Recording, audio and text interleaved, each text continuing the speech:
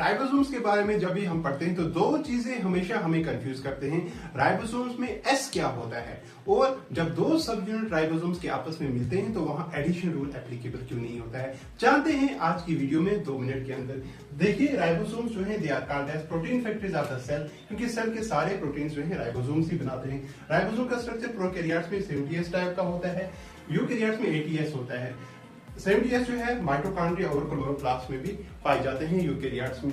अगर हम सब यूनिट्स की बात करें तो 70S के 2 सब यूनिट होते हैं, 30S स्मॉलर सब यूनिट, 50S लार्ज सब यूनिट। इसी तरह यूकैरियोट्स में 40S स्मॉलर सब यूनिट, 50S लार्ज सब यूनिट। अब S क्या है, ये एस क्या है? देखिए S जो है ये स्वेडबर्ग यूनिट होता है, ठीक है। ये बताता है कि कोई पार्टिकल जो है सेंट्रीफ्यूगेशन ट्यूब में जब हम उसको रोटेट करते हैं, ठीक है, हाई वेलोसिटी में जब हम उसको रोटेट करते हैं तो वो किस वेलोसिटी से जो है नीचे सेटल करेगा सेंट्रीफ्यूगेशन ट्यूब में, ठीक है।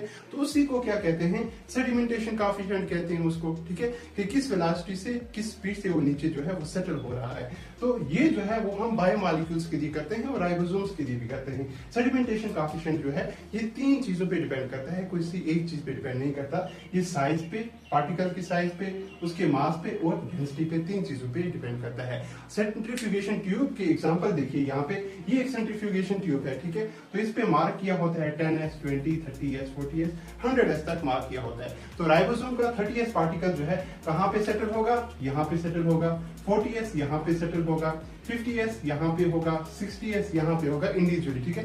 तो जब 2 यूनिट राइबोसोम्स के आपस में मिलते हैं बेटा, तो वहां पे क्या होता है, 2 सब यूनिट आपस में मिले, बिहेवियर चेंज हो जाता है राइबोसोम्स का, कॉम्पैक्टनेस बढ़ती है, तो इस वजह से उनकी वेलोसिटी जो है वो चेंज हो जाती है, ठीक है। तो अब 30S और 50S जो है वो 80S नहीं होगा, क्योंकि ये कोई एडिशन नहीं है, ठीक है। ये क्या है, ये सेंट्रीफ्यूगेशन वेलोसिटी है कि सेटल कैसे हो रहा है, ठीक है। तो इसीलिए फाइनल वैल्यू जो होती है वो 70S होती है, ठीक है।